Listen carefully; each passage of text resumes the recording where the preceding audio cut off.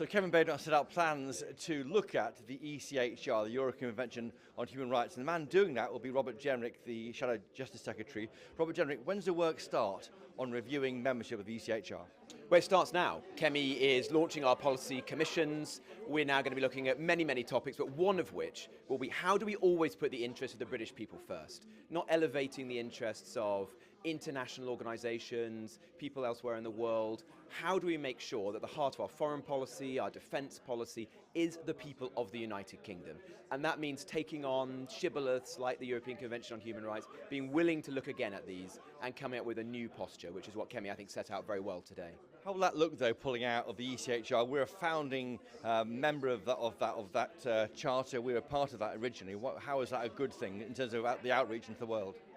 Well, I think what Kemi said today is that we should always think carefully about whether any of these things are working in the interest of the British public. And if they're not, then we should have the honesty to say so.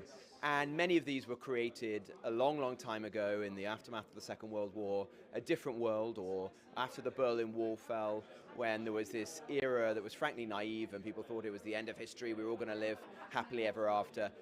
We live in a different period right now. It is a dangerous world. You've got declining power of the United States, great power rivalries. You've got to be realistic.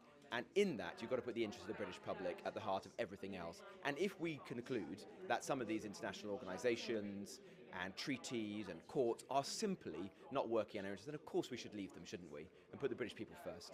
As things stand at the moment, does it look like you'll be fighting the next election on leaving the ECHR? Well, look, you know I have a long-standing view on this. Kemi said today that she thought that it was likely that we would have to do so, but she wants to do further work, and that's the work we're going to do over the course of this year. Robert Jenrick, thank you. Robert Jenrick there with a clear pledge there. It looks like the party may go towards withdrawing from the ECHR on that policy proposal at the next election.